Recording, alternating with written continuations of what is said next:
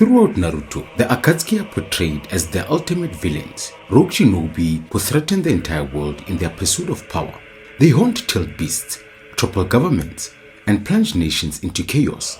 To most people in the ninja world, the Akatsuki are monsters. But when you look deeper at their story, something uncomfortable begins to emerge. The Akatsuki were not born evil, they were created. Created by a world where war is constant, where children are trained to become weapons, and where entire villages survive by sending their shinobi to kill for political stability. From Yahiko's dream of peace to Pain's brutal philosophy, the Akatsuki's beliefs were shaped by the suffering that defined the shinobi system itself. And the more we examine that world, the more difficult it becomes to dismiss their perspective.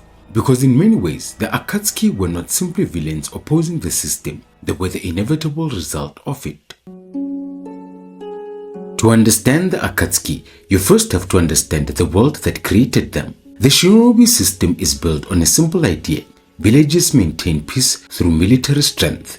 Every hidden village functions as both a government and a mercenary force, sending shinobis on missions that range from espionage to assassinations. War is not an accident of this world, it is part of its structure. Children enter ninja academies at a young age and are trained to become soldiers before they even fully understand the consequences of violence. Some, like Kakashi Hatake, were sent into battle while they were still children. Entire generations grew up surrounded by conflict. Nagato, Conan, and Yahiko became orphans because their homeland, the Hidden Rain, was constantly used as a battlefield between the major powers. The suffering was not unusual, it was normal. Villages like Konoha claimed to fight for peace, yet their stability often depended on covert operations, political manipulation, and deadly missions carried out by their shinobi. Even heroes like Itachi Uchiha were forced into impossible choices, sacrificing their own families to maintain the balance of power. The shinobi world did not simply produce war, it required it. And in such a system, it was inevitable that some people would eventually reject it entirely. The original Akatsuki were nothing like the criminal organization we later see in Naruto.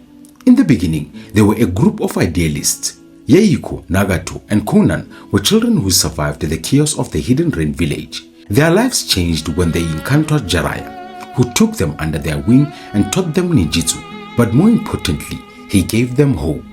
Inspired by Jiraiya's teachings, Yahiko dreamed of creating an organization that could bring peace to their war-torn homeland. This first version of the Akatsuki sought cooperation rather than domination. They believed that ordinary people could unite to resist the endless cycle of violence imposed by the larger nations. For a brief moment, it seemed possible. The Akatsuki gained followers and began to represent a genuine movement for peace within the Hidden Rain. But the shinobi world had little tolerance for movements that threatened its balance of power. Hanzo, the leader of the Hidden Rain, saw the Akatsuki as a threat to his authority. With the help of Konoha's shadow leadership, particularly Danzo, he orchestrated a trap. Yahiko was forced into an impossible choice. To save his friends, he took his own life. In that moment, the dream of the original Akatsuki died with him, and something far darker was born. After Yahiko's death, Nagato abandoned the hopeful ideals that had once defined the Akatsuki. In their place, he embraced a far more brutal philosophy, taking on the identity of pain. Nagato came to believe that peace could only be achieved if the entire world experienced the same suffering that had defined his life. His logic was simple. Nations wage war because they do not truly understand the consequences of violence. They send shinobi into battle, sacrifice soldiers, and destroy entire villages because the pain of those losses is distant and abstract. But if the entire world were forced to feel overwhelming suffering, if every nation experienced devastation on the scale that the Hidden Rain had endured, then they would finally understand the true cost of war. Fear would replace ambition, pain would enforce peace. This idea mirrors real-world theories of deterrence. Just as nuclear weapons created a fragile balance during the Cold War, Nagato believed that weapons powerful enough to destroy entire nations would prevent war by making the consequences too catastrophic to ignore. It was a horrifying solution, but it was not entirely irrational.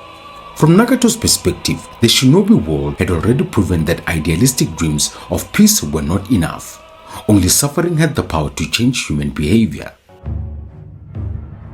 While Pain believed he was reshaping the world through suffering, the truth was that the Akatsuki themselves were being manipulated. Behind the scenes, Obito Uchiha had been guiding events for years. Disguised as Madara Uchiha, Obito used the Akatsuki as a tool to advance a far greater plan, the Eye of the Moon project. Unlike Pain, who sought peace through shared suffering, Obito believed that the world itself was fundamentally broken. In his eyes, reality was a place defined by endless loss, betrayal, and grief. The death of Rin had shattered his belief in the world, leaving him convinced that true peace could only exist within an illusion.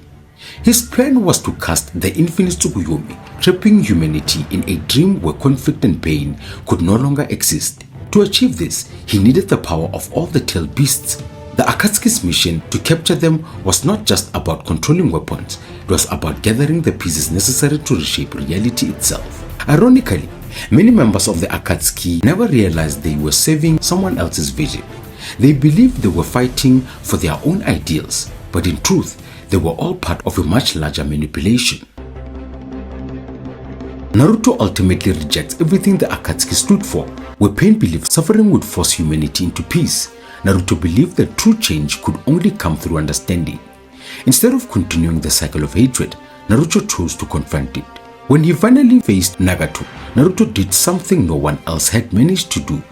He listened. He acknowledged the suffering that had shaped Pain's belief and admitted that the shinobi world truly was broken. But Naruto refused to accept that suffering had to define its future.